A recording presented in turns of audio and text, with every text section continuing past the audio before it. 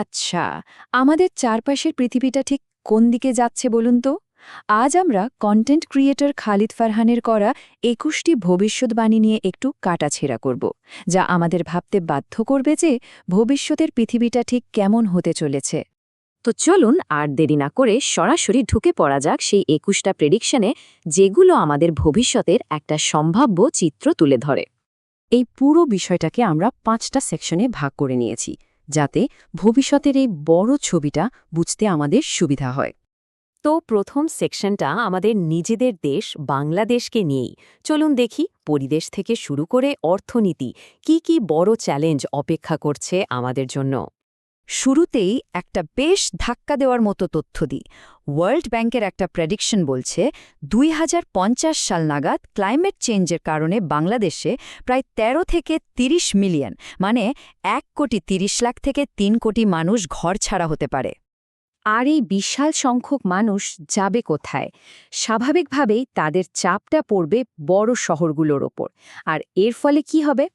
ঢাকা হয়ে উঠতে পারে পৃথিবীর সবচেয়ে বসবাসের অযোগ্য শহরগুলোর একটা। ভাবা যায়? কোনো যুদ্ধ বা বড় কোনো দুর্যোগ ছাড়াই কিন্তু। এর সাথে সাথেই কিন্তু আরও একটা বড় চ্যালেঞ্জ অপেক্ষা করছে। এই মুহূর্তে আমাদের দেশে তরুণ কর্মক্ষম মানুষের সংখ্যা অনেক বেশি, যেটাকে অর্থনীতির ভাষায় বলে ডেমোগ্রাফিক ডিভিডেন্ড। কিন্তু এই সুবিধাটা ২০৪০ সালের মধ্যেই শেষ হয়ে যাবে। আর তারপর দেশে বয়স্ক মানুষের সংখ্যা হু হু করে বাড়বে, কিন্তু তাদের সাপোর্ট দেওয়ার মতো অর্থনৈতিক কাঠামো কি আমাদের আছে? এবার একটু অর্থনীতির দিকে তাকাই। ছবিটা কিন্তু বেশ অদ্ভুত, তাই না? আমাদের বৈদেশিক আয়ের প্রায় ৮০ থেকে ৮৫% আসে মাত্র একটা জায়গা থেকে। সেটা হলো আমাদের গার্মেন্টস ইন্ডাস্ট্রি। মানে পুরো অর্থনীতির ডিমগুলো যেন একটাই ঝুড়িতে রাখা। এটা যে কতটা ঝুঁকিপূর্ণ তা নিশ্চয়ই আলাদা করে বলে দিতে হবে না। আর এই ঝুঁকির সবচেয়ে বড় কারণটা হলো অটোমেশন। ধারণা করা হচ্ছে আগামী ১০-১৫ বছরের মধ্যেই এই ইন্ডাস্ট্রির প্রায় ৪ মিলিয়ন, মানে ৪০ লাখ চাকরি চলে যেতে পারে। আর এর সবচেয়ে বড় ভুক্তভোগী হবে আমাদের নারীরা। তো দেশের এই চ্যালেঞ্জগুলোর সাথে যখন গ্লোবাল টেকনোলজি আর কাজের ধরনের পরিবর্তন যোগ হয়, তখন পরিস্থিতিটা কিন্তু আরও জটিল হয়ে ওঠে। চলুন সেটাই দেখি পরের সেকশনে। গোল্ডম্যান স্যাক্সের মতো প্রতিষ্ঠান বলছে ২০৩০ সালের মধ্যে এআই আমাদের চেনা জানা চাকরির প্রায় অর্ধেকটাকেই নাড়িয়ে দেবে। বিশেষ করে হোয়াইট কলার জব, মানে আমরা কম্পিউটারে বসে যে কাজগুলো করি সেগুলোই পড়বে সবচেয়ে বড় ঝুঁকির মুখে। এমনকি একটা নির্দিষ্ট জব রোল, মিডল ম্যানেজার, বলা হচ্ছে আগামী ৫ থেকে ৭ বছরের মধ্যে হয়তো আর থাকবেই না। কারণটা সহজ, তাদের মূল কাজটাই তো তথ্য অর্গানাইজ করা, রিলে করা, তাই না? এই কাজটা তো এআই খুব সহজেই করে ফেলবে। তার মানে কি দাঁড়াচ্ছে? আমাদের ওই চিরচেনা 9 to 5 এর চাকরি কালচারটা হয়তো খুব দ্রুতই অতীত হয়ে যাবে। এর জায়গায় আসছে একটা গিগ বেসড ফিউচার, মানে মানুষ আর একটা কোম্পানিতে সারা জীবন না খেটে বিভিন্ন ক্লায়েন্টের জন্য প্রজেক্ট ভিত্তিক কাজ করবে।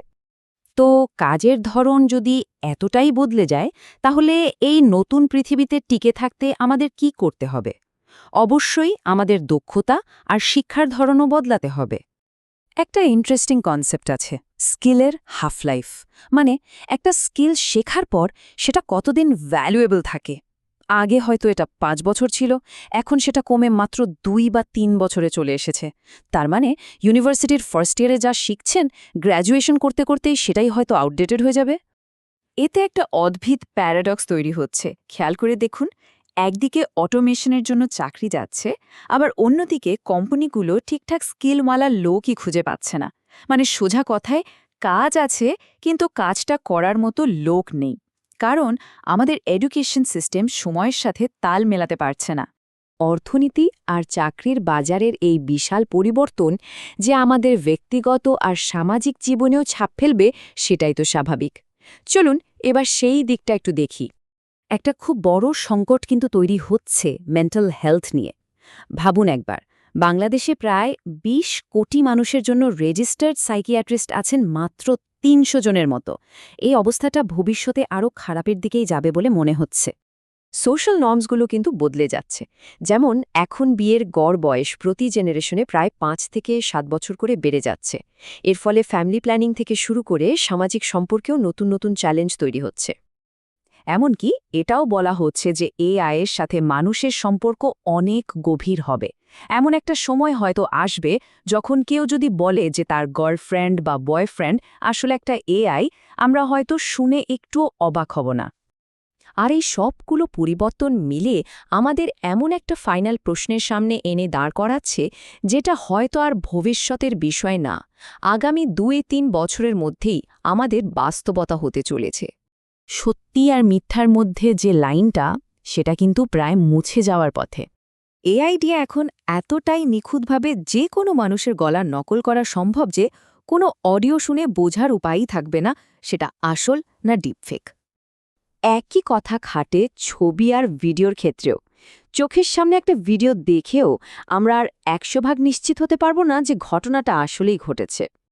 আর এখানেই আমরা চলে এসেছি একদম শেষ এবং সবচেয়ে বড় প্রশ্নে।